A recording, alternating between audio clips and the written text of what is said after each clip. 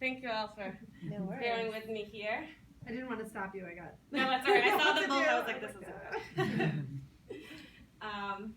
Great. So this is an example of a teacher who has stepped out of the classroom to, again, escape that situation. And again, this is a nice reminder that adults do things with a purpose as well. So this also illustrates that side of the coin. So this graphic here just pretty much sums up everything we were talking about. So I'll run through it quickly, but do feel free to stop me if you have any questions. So again, we're starting with a problem behavior, whether that looks like screaming.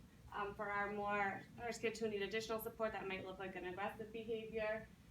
And then again, for two reasons that child is engaging in that behavior, either to obtain or get something that they want, or to escape and avoid something that they don't want.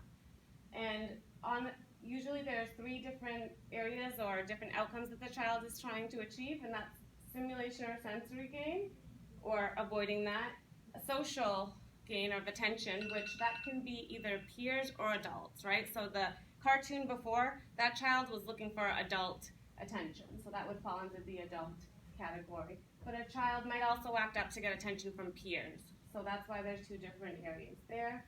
And then sometimes they're looking to obtain or escape an activity. This could be recess, usually they're not trying to escape it, but sometimes, or a homework assignment or something that you might see more commonly with the escaping.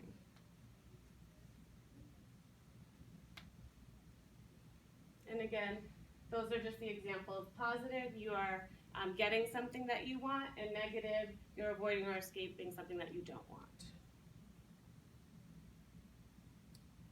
So we'll look at some non-examples here so we want to use a function-based approach, and these are some examples where you're not thinking in that mindset. So here we have a student who skipped 2 days of school, and the school has decided that they're going to suspend the student for 2 more days as a result. Okay? And this might be a familiar situation to many of you. I know that some of you are in high schools, and I know that this is a common thing in high schools, is using that punitive approach with not a lot of thought behind it. And if you're in schools that have these policies, I don't suggest you go back tomorrow and try to change them all, but it is something that you and your team might want to think about. So bringing this back to your team to think about, are our policies and procedures, are they following this approach, and are they helping students and us in the long run? So that's a bigger conversation to have, but do start thinking about that. Because sometimes, like in this example, we're inadvertently reinforcing behaviors that we don't want to see, but we're not thinking of our consequences that we're putting in. So here, we may have reinforced the student's behavior of skipping by giving them those days off. Here's another example where the student didn't look like they were ready to learn, and the teacher, as a result, took the book away, which again is reinforcing that student's initial behavior of not being engaged and trying to avoid the task at hand or the learning activity. And one last example, this student looks like they're looking for attention, and the teacher looks like they are trying to avoid that or give the child a consequence, but it looks like they really just reinforced that by giving the student the attention that they wanted here. And again, sometimes we don't realize we're engaging in these behaviors or how they're reinforcing the behaviors of our students, but it's important to just keep this in the back of our mind and think about how we can do things differently. And this also shows where the adult behavior change comes in.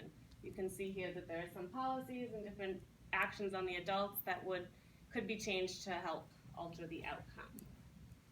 So before we move on to the next piece, it would be great if everyone could just think about the teams that you're on in your schools, but the other teams in your schools that exist that might also run into some of these different scenarios. I know that in my school we have a separate team that looks at the consequence system, and I think it would be really helpful for somebody to share this information with them so that when they're designing their consequence system, they're keeping function in mind and they're being mindful when they're creating those policies. Okay, thank you.